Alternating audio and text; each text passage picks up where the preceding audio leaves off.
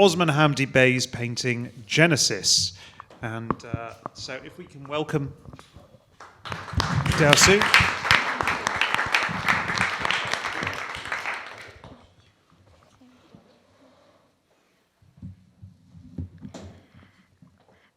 Hello, my name is Dersu, and today I will talk about Osman Hamdi Bey's painting, Genesis, also known as Mihrab.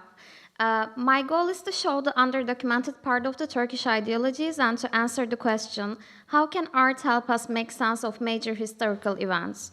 In this case, the rise of secularization in the Ottoman Empire.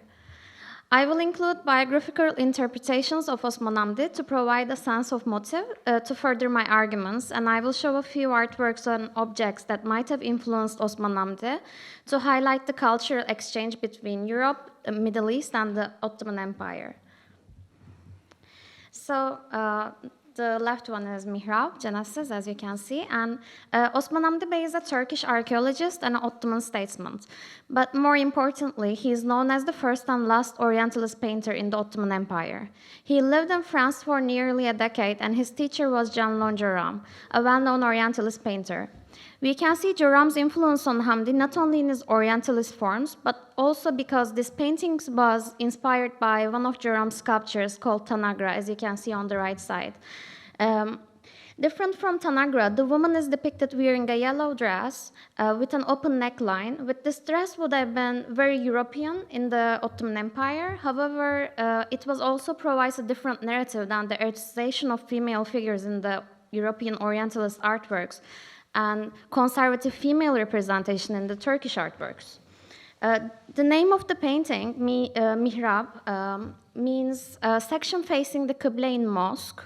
And the woman sitting on a rahle in front of this mihrab. Rahle is a lectern, as she is sitting on this rahle, which normally is used for putting on holy books, such as Quran. In other words, Osman Hamdi Bey places women where these sacred books should be, placing femininity before the sanctity of these books. We can also see the woman sitting on the lectern is pregnant, which is also a depiction of sanctity of creation. Fertility is placed above religion. The creation here is not God's creation, but the woman's creation of life. The criticism against religion can be seen clearly in Genesis.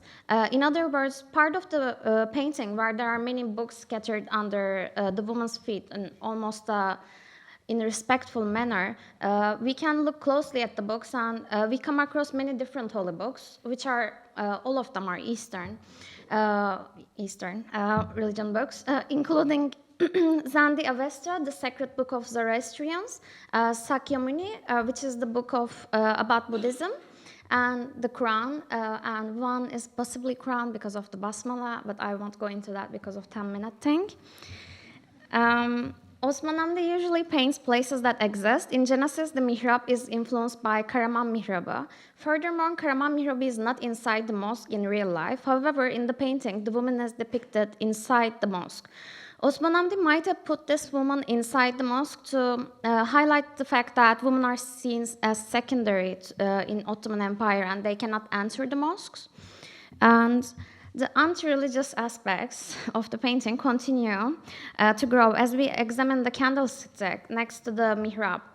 There are traditional 2 candlesticks next to the mihrab, but because of the perspective of Genesis, we cannot see the other one because, you know. The inscription can be translated as Latif, which means Allah, God, in Arabic. The word is also used as synonyms for merciful, kind, and compassionate in Turkish. Furthermore, the candle is no longer burning. This can be interpreted in various ways. Perhaps Hamdi didn't believe God was merciful or kind. Maybe he thought God did not have a place in this world he created, which would also explain the scattered religious books. Whatever the reason might be, it is clear he thought it is necessary to abolish the light of God.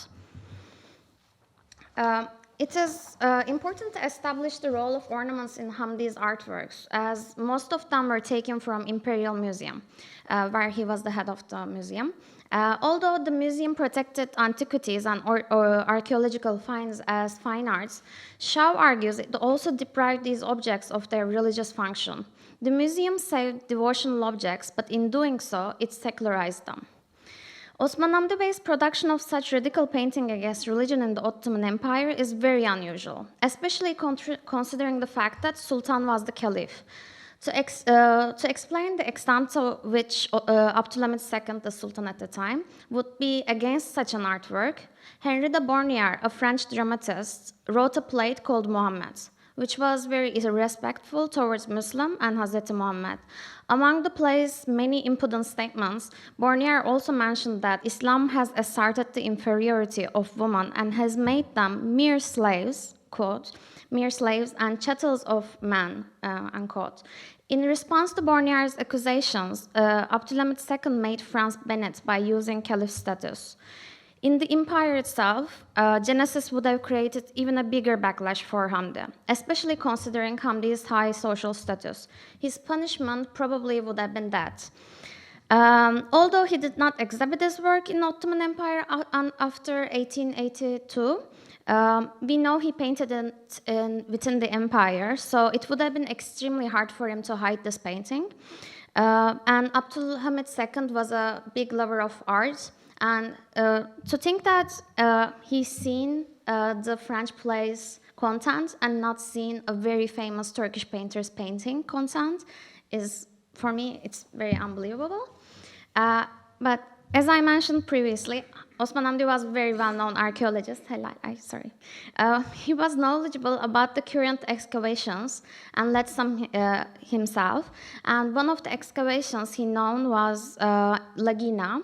And on the left side, you can see Lagina and the Temple of Hecate, which was also in the Imperial Museum later on. On this temple, there are many female figures, one of which sits upright in a chair, just like the woman in Genesis, and places both hands on the chair arms. The temple's name Hecate comes from the goddess of magic, liminality, and boundaries in ancient Greece. We can argue by putting this woman in a position befitting for Hecate, Hamdi is highlighting the changes in the Ottoman Empire and the woman's role within this transformational era. Another excavation he worked on was head of Potes Sappho. And on the right side, you can see her hairstyle, which is very similar to the hairstyle in Genesis, other than the headband, which she doesn't have. But I can say that this hairstyle is hardly Turkish, so the double lace braids head style, also known as crown hair, is originated in Greek and Roman antiquity rather than Turkish tradition. There are many studies regarding the identification of women depicted in Genesis. Normally, Hamdi only paints himself, his close family, and friend circle. But art historians were not able to identify the woman depicted in Mihrab, which is extremely unusual for Hamdi's paintings. The reason the woman depicted is anonymous could be part of Hamdi's intention for this woman to represent the idea of womanhood rather than a person. This is even more crucial as there has been a tradition of feminizing national spirit in Turkish culture.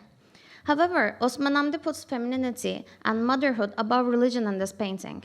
Whether Hamdi painted how the Europeans saw the Ottoman life and culture, or this commentary was founded on his frustrations against religion is unclear. In conclusion, if you make a woman sit on a lectern, put her back to the altar, put Eastern religious book, including Quran, on the floor, and a censer with the incense next to it, it's hard to say there is no message here. I believe the Genesis is the embodiment of the criticism of how Ottoman women and religion were perceived. Thus, Genesis is an example of how art can help us get a better picture of past occurrences as it tells the stories which were often censored in history keeping. Thank you.